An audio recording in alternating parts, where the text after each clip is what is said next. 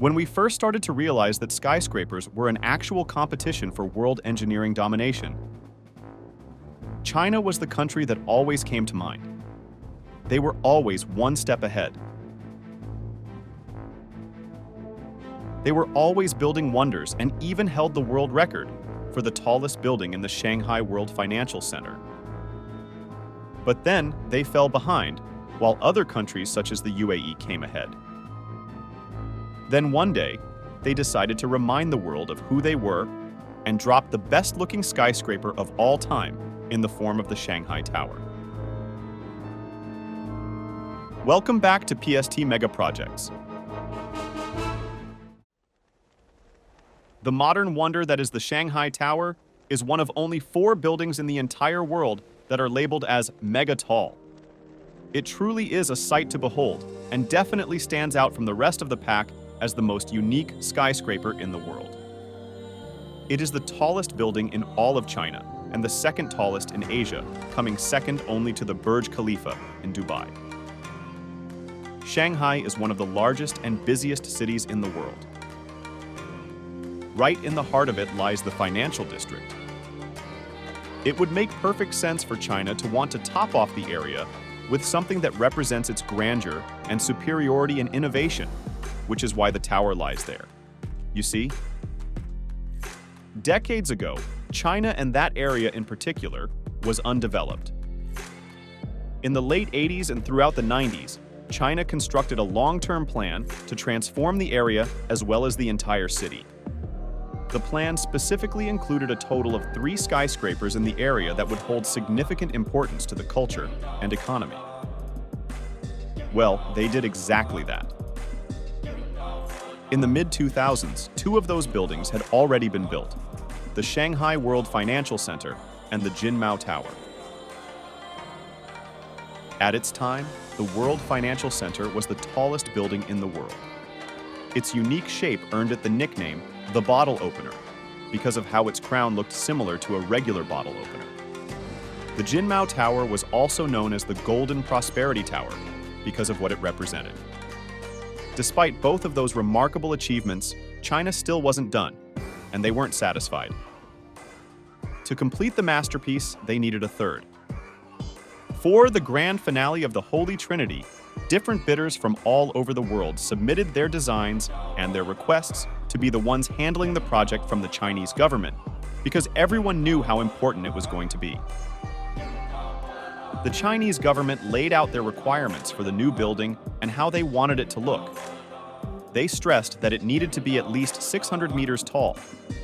It also needed to match the feel of the surrounding environment and buildings, while somehow managing to stand out and be unique, catching the eye of all passers-by and tourists in the area.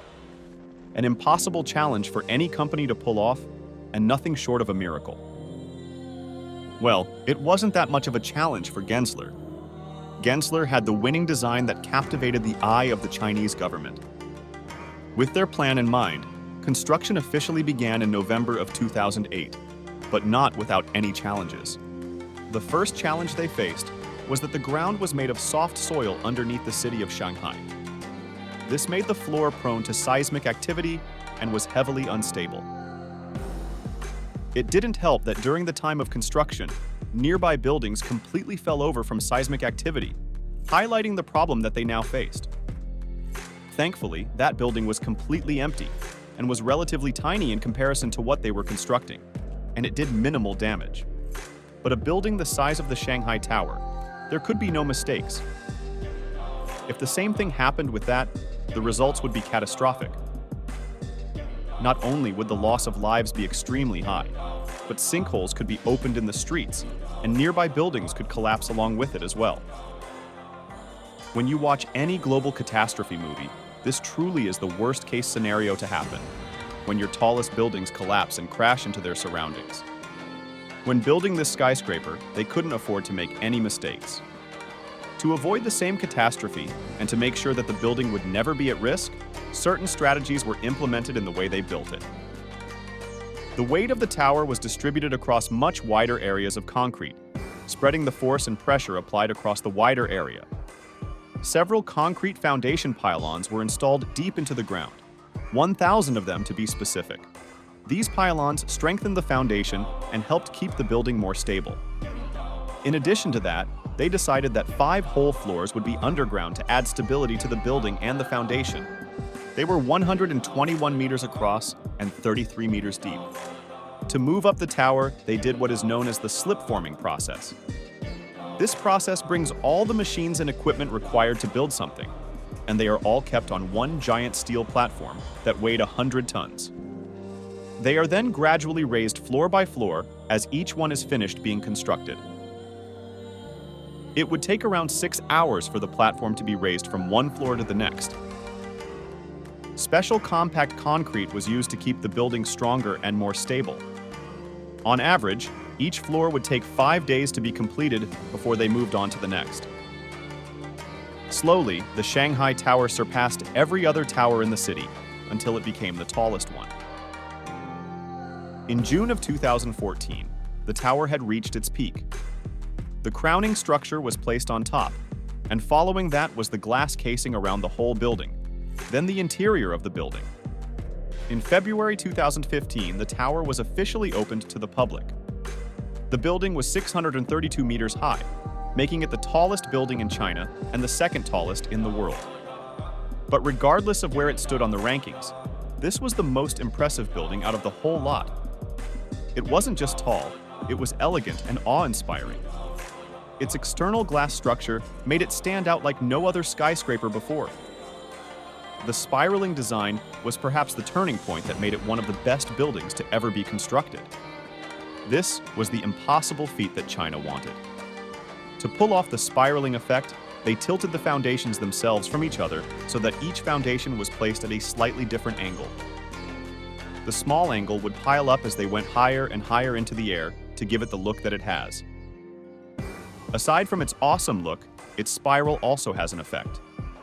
The shape of the tower allows it to decrease the wind effect by 25%, making it more secure.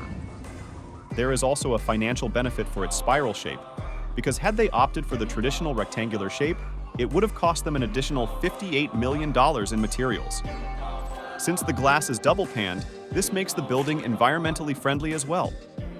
The double panels allow the light to enter inside while blocking out the heat, which decreases the need and the power usage by air conditioners inside. Plants are kept inside the buffer zone so that they can benefit from it and further increase their environmental impact.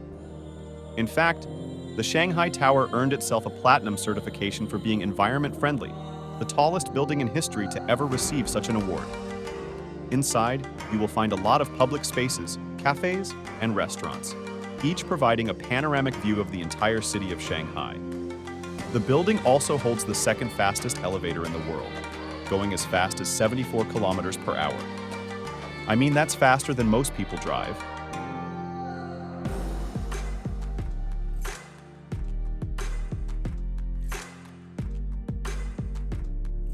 The Shanghai Tower redefined how skyscrapers are supposed to be built.